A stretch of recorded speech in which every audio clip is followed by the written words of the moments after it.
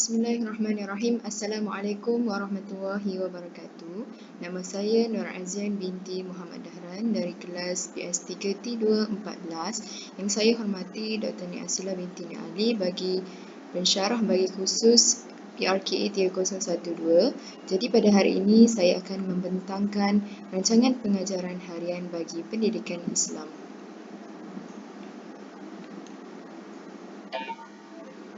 Baiklah, ini merupakan rancangan pengajaran harian yang telah saya hasilkan bagi mata pelajaran pendidikan Islam tahun 4 iaitu bagi bidang akhlak.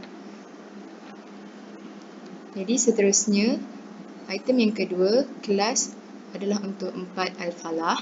Yang ketiga, tarikh ataupun hari iaitu pada 20 Ogos 2022 bersamaan 12 Muharram pada hari Jumaat. Yang keempat, masa iaitu pada jam 8.30 hingga 9 pagi bersamaan 30 minit. Seterusnya, bagi bilangan murid ataupun sasaran saya bagi pengajaran pendidikan Islam bidang akhlak ini adalah untuk bilangan murid seramai 24 orang iaitu pelajar lelaki seramai 12 orang dan juga perempuan seramai 12 orang. Seterusnya, untuk tajuk tutuplah auratmu. Ini adalah berdasarkan rancangan pengajaran tahunan ataupun RPT. Seterusnya, bagi item yang ketujuh iaitu pengetahuan sedia ada, di mana pengetahuan sedia adanya adalah murid-murid telah mempelajari tentang maksud menutup aurat dan hukum menutup aurat pada sesi pembelajaran sebelum ini. Seterusnya, bagi item yang ke-8 pula adalah standard kandungan. Standard kandungan dan juga standard pembelajaran ini telah saya ambil daripada DSKP tahun 4 Pendidikan Islam, di mana bagi bidang akhlak untuk standard kandungan 6.1 iaitu merumus adab berpakaian yang menepati syarak dan mengamalkannya secara beradab dan juga istiqamah.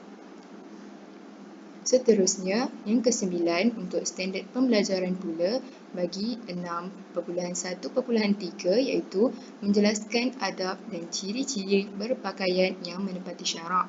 Yang kedua, standard pembelajaran yang kedua adalah untuk 6.1.4 iaitu menghafaz doa berpakaian dan mengamalkannya. Baiklah, seterusnya kita lihat yang ke-10 iaitu objektif pembelajaran. Di sini saya lampirkan dua objektif pembelajaran iaitu selepas proses pengajaran dan pembelajaran, murid dapat yang pertama menjelaskan sekurang-kurangnya 2 daripada 4 adab dan ciri-ciri berpakaian yang menepati syarak dengan betul. Yang kedua, menghafaz doa berpakaian dan mengamalkannya dengan betul dan tepat selepas sesi perbincangan dilakukan. Baiklah, seterusnya mari kita lihat bagi item yang ke-11 iaitu kemahiran berfikir. Dalam rancangan pengajaran harian ini, saya telah menyelitkan beberapa kemahiran berfikir, antaranya adalah menjana idea, yang kedua membuat kesimpulan, yang ketiga membanding beza dan yang keempat membuat hubung kait. Seterusnya bagi item yang ke-12 iaitu gabung jalin antara bidang akidah dan juga ibadah. Gabung jalin ini akan dilakukan pada bahagian langkah 1 dan juga langkah 2. Seterusnya, bagi item yang ke-13 iaitu penyerapan, di mana terdapat penyerapan bagi pendidikan seni visual dan juga muzik. Seterusnya, bagi item yang ke-14 pula adalah penyerapan nilai. Di dalam keseluruhan rancangan pengajaran harian ini, berikut merupakan beberapa nilai yang akan saya terapkan kepada murid-murid. Di antaranya adalah beradab, khusyuk, tawakal, berdaya saing, cintakan ilmu, cintakan Rasulullah SAW, bertanggungjawab, bersungguh-sungguh dan bekerjasama. Seterusnya, bagi item yang ke-15 dalam rancangan pengajaran harian ini adalah amalan pedagogi masa kini, di mana terdapat dua amalan pedagogi masa kini yang akan saya terapkan, iaitu yang pertama, penyelesaian masalah, dan yang kedua adalah kompetensi 4C ataupun 6C. Berdasarkan secara keseluruhan rancangan pengajaran harian, saya telah mendapati beberapa kompetensi 4C ataupun 6C ini telah saya terapkan. Antaranya adalah pemikiran secara kritis, yang kedua pemikiran secara kreatif, yang ketiga komunikasi, dan yang keempat adalah kolaborasi. Seterusnya, bagi item yang ke-16 pula ialah kemahiran insaniah. Terdapat dua kemahiran insaniah di dalam RPH ini, iaitu etika dan moral profesional dan juga kemahiran kepimpinan. Seterusnya, bagi EMK dalam RPH ini, terdapat dua EMK, iaitu yang pertama adalah keusahawanan, di mana murid saling bekerjasama dalam melaksanakan kerja secara kooperatif. Dan yang kedua, EMK yang kedua adalah teknologi maklumat, di mana sepanjang RPH ini ataupun aktiviti PDP ini berlangsung, terdapat penyerapan ataupun penggunaan teknologi maklumat, antaranya pembelajaran ini menggunakan aplikasi seperti YouTube, Wheels of Name, Slide PowerPoint, WhatsApp dan juga Google Meet. Baiklah, seterusnya bagi item yang ke-18 pula adalah penilaian pengajaran dan pembelajaran.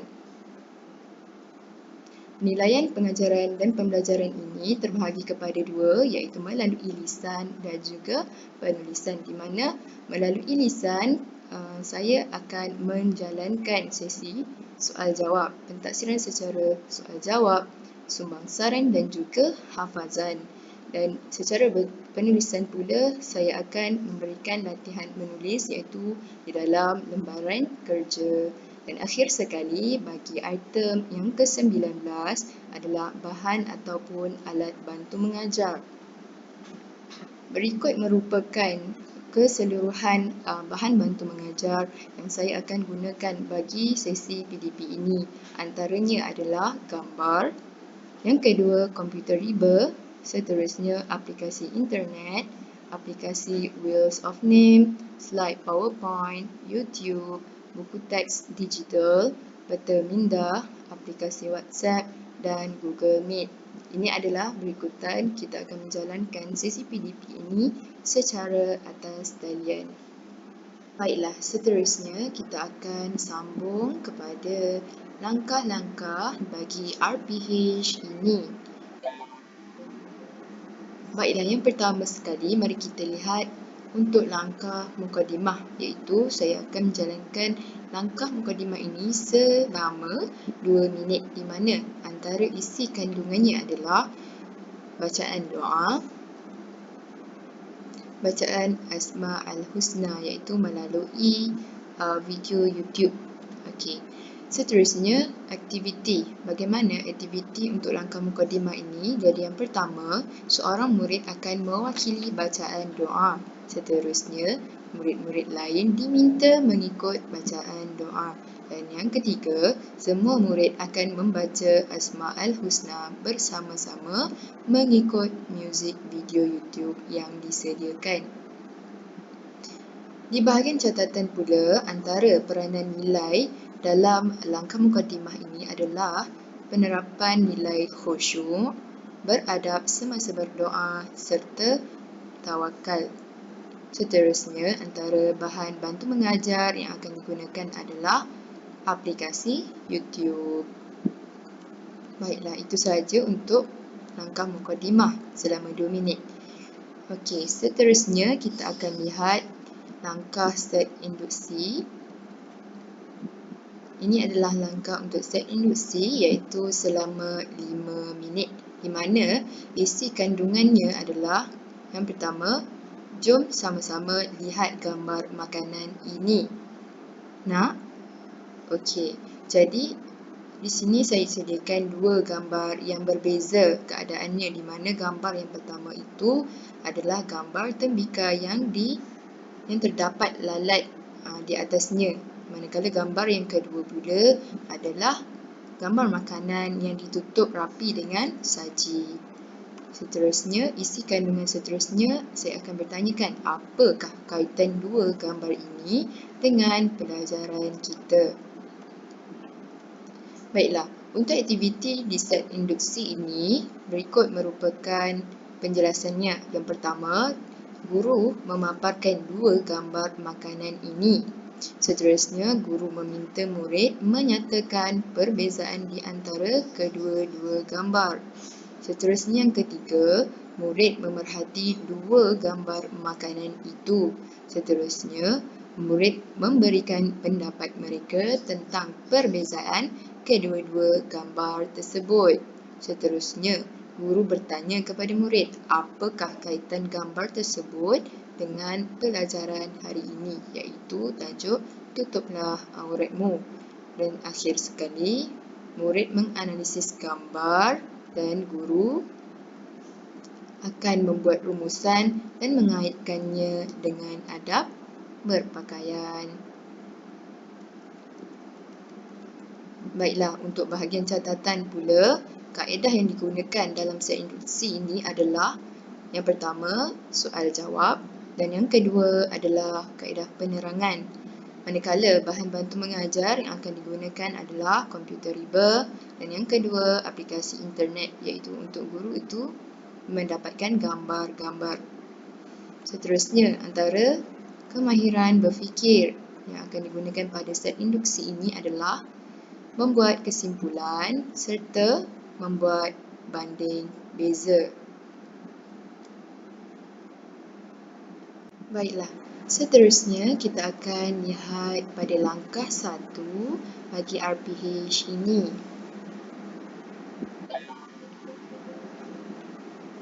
Baiklah, ini merupakan langkah 1 untuk RPH ini, iaitu selama 12 minit. Bagi isi kandungan langkah 1, yang pertama, murid-murid, mari kita lihat peta minda berkaitan adab berpakaian. Seterusnya, mari kita lihat slide PowerPoint ciri-ciri berpakaian yang menepati syarak. Ini merupakan PowerPoint ciri-ciri pakaian yang menepati syarak. Seterusnya, sekarang Ustazah akan pilih seorang murid untuk menjelaskan semula sekurang-kurangnya 2 daripada 4 adab dan ciri-ciri berpakaian yang menepati syarak. Di sinilah guru ingin menilai adakah objektif pembelajarannya tercapai ataupun tidak. Seterusnya, bagi isi kandungannya, seterusnya, Zarul, cuba jelaskan sekurang-kurangnya 2 daripada 4 adab dan ciri-ciri berpakaian yang menepati syarak dengan betul. Baiklah, untuk penerangan yang lebih jelas untuk langkah 1, berikut merupakan penerangan bagi aktivitinya. Pertama, guru memaparkan peta minda berkaitan adab berpakaian. Peta minda tersebut adalah peta minda pokok. Seterusnya, guru menerangkan adab berpakaian secara satu persatu. Seterusnya, guru menerangkan adab berpakaian secara satu persatu. Seterusnya, murid mendengar penerangan guru dengan teliti. Seterusnya, guru membuka sesi soal jawab berkaitan adab berpakaian bersama murid. Guru meneruskan penerangan berkaitan ciri-ciri berpakaian yang menepati syarak dengan menggunakan slide PowerPoint. Aktiviti seterusnya, seorang murid dipilih oleh guru menggunakan aplikasi Wheels of Name. Guru akan memilih murid sebanyak 2 kali dan murid tersebut adalah murid yang berlainan. Seterusnya, murid yang namanya dipilih akan menerangkan sekurang-kurangnya 2 daripada 4 adab dan ciri-ciri berpakaian yang menepati syarak dengan betul. Baiklah, bagi bahagian catatan, EMK yang digunakan dalam langkah 1 ini adalah yang pertama, teknologi, maklumat dan juga komunikasi. Seterusnya, kaedah yang digunakan dalam langkah 1 ini adalah kaedah penerangan dan soal jawab. Selanjutnya, bahan bantu mengajar yang digunakan dalam langkah ini adalah menggunakan komputer riba, aplikasi Wheels of Name dan juga menggunakan slide PowerPoint.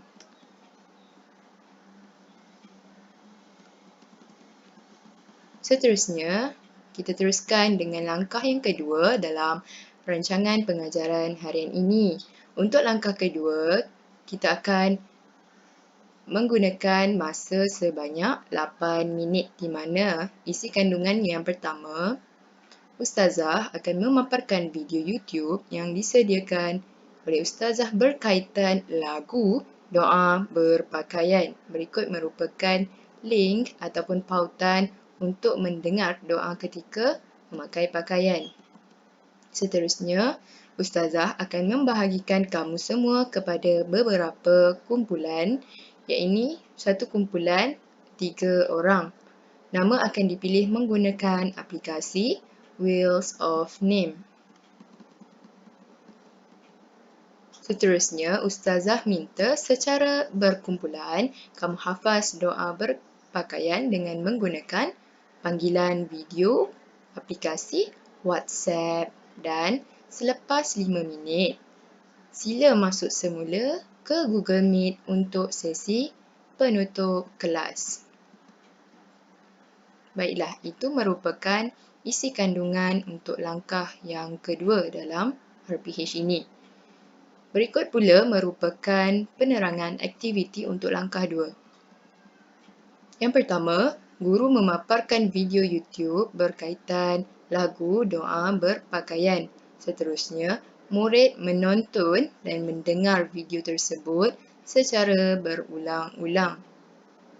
Sekurang-kurangnya, guru akan mengulang video tersebut sebanyak 3 kali. Seterusnya, guru membahagikan murid kepada 8 kumpulan menggunakan aplikasi Wheels of Name untuk menjalankan aktiviti kooperatif ini.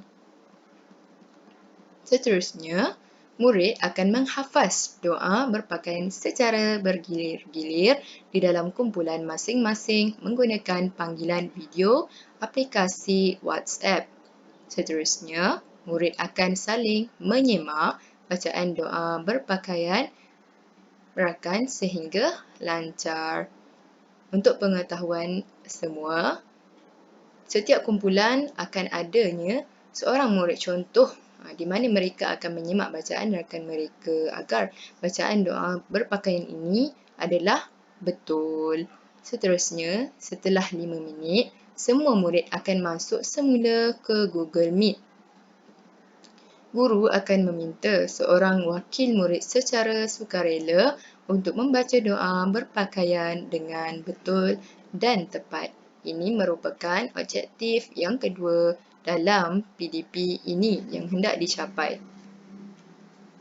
Seterusnya, kita lihat pula pada bahagian catatan di mana kaedah yang digunakan dalam langkah yang kedua ini adalah yang pertama iaitu didik hibur, iaitu melalui murid mendengar lagu doa ketika memakai pakaian. Seterusnya, kaedah yang kedua adalah melalui aktiviti kooperatif, iaitu secara berkumpulan.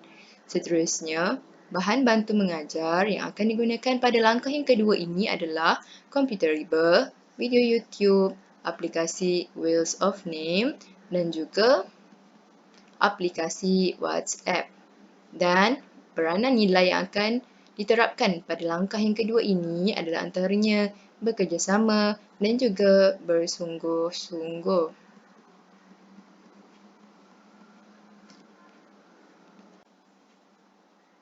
Baiklah, seterusnya kita akan lihat kepada langkah yang terakhir iaitu langkah penutup.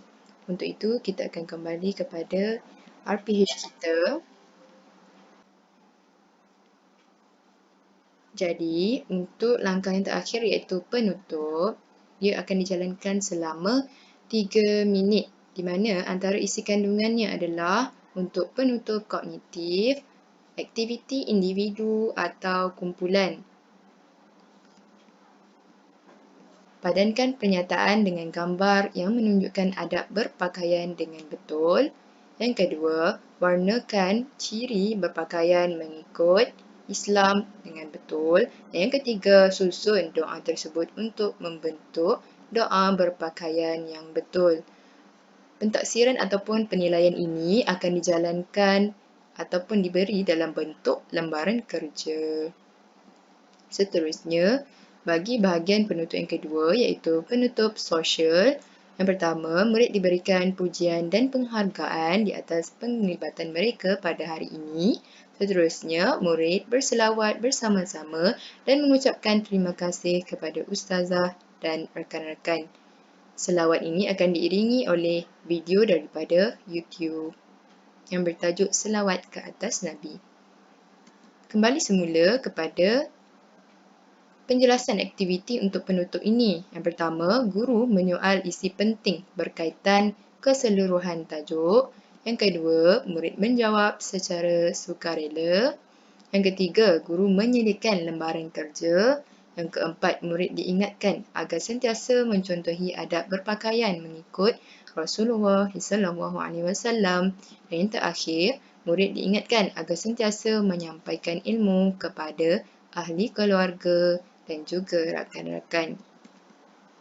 Akhir sekali di bahagian catatan bagi langkah penutup pula, antara penerapan nilai yang akan diterapkan dalam langkah ini adalah yang pertama, berdaya saing, yang kedua, bertanggungjawab, yang ketiga, mencintai ilmu, dan yang keempat, mencintai Rasulullah SAW. Berikut merupakan rujukan yang saya gunakan dalam menyediakan RPH ini. Dan ini merupakan lampiran, iaitu saya sediakan lembaran kerja seperti yang telah diterangkan dalam langkah penutup tadi.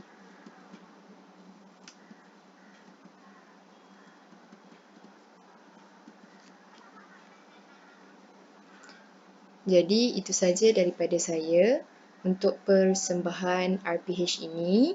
Terima kasih kepada pensyarah saya Dr. Nia Asila binti Nia Ali dan juga rakan-rakan. Sekian, wabillahi taufiq wal hidayah. Wassalamualaikum warahmatullahi wabarakatuh.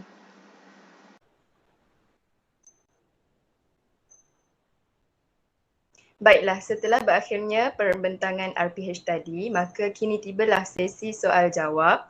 Jadi dijemput rakan-rakan untuk mengajukan soalan kepada saya. Dipersilakan.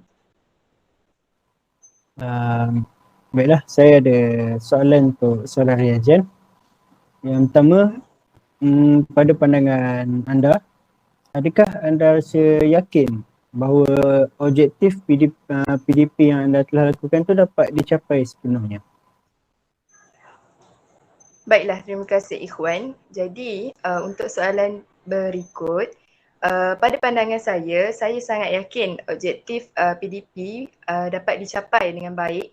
Kerana apa? Dalam setiap langkah RPH yang telah saya sediakan, sebagai contohnya dalam langkah 1, sudah ada matlamat ataupun objektif yang telah saya perincikan. Sebagai contohnya dalam langkah 1, terdapatnya objektif yang perlu murid itu capai, yang mana murid perlu mencapai sekurang-kurangnya 2 daripada 4 adab dan juga ciri-ciri berpakaian mengikut syarak. Di mana seterusnya untuk langkah kedua pula ada juga objektif yang tersendiri, di mana murid perlu berjaya untuk menghafaz satu doa berpakaian dengan betul. Selain daripada itu, dalam RPH ini juga ada disediakan pengukuhan dalam bentuk lembaran kerja untuk setiap topik dan juga banyak pengulangan pada akhir setiap langkah. Sebagai contohnya, saya akan meminta murid-murid untuk mengulang semula apa yang fakta-fakta yang saya telah terangkan semula. Itu saja jawapan untuk soalan yang pertama ini.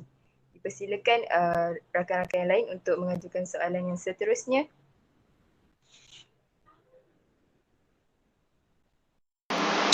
Okey, saya nak tanya, mengapakah anda pilih seinduksi ini?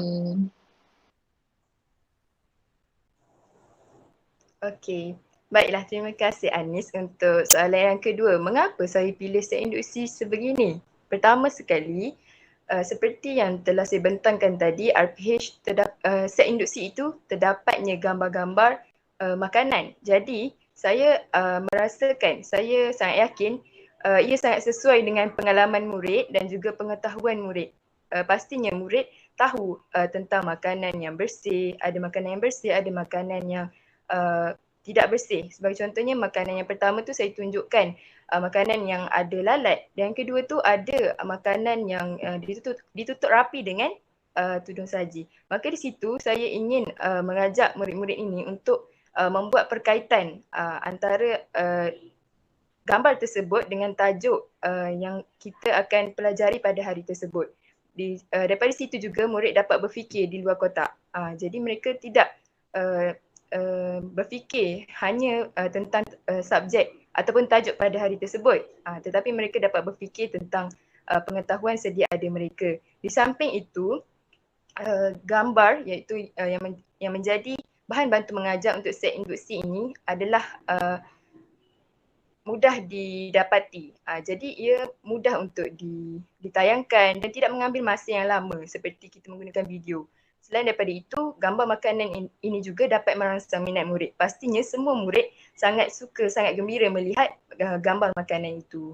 Jadi itu sahaja jawapan saya untuk soalan yang kedua daripada Anis. Terima kasih. Soalan seterusnya. Baiklah, saya ada satu lagi soalan.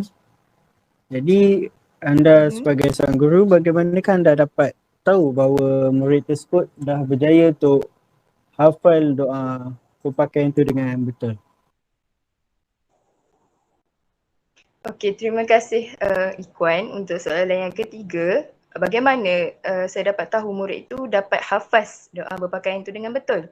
Okey, itu soalannya. Jadi jawapan saya di sini sebenarnya seperti yang saya terangkan dalam RPH itu, dalam setiap kumpulan untuk aktiviti kolaboratif kooperatif ini, saya telah melantik seorang murid yang mana murid ini merupakan murid contoh, di mana mereka ini akan membimbing rakan-rakan mereka untuk menghafaz, membaca doa ini dengan betul. Jadi untuk pengetahuan rakan-rakan juga, kelas yang saya ajar ini, 4 hafalan ini merupakan kelas yang kebanyakan muridnya adalah daripada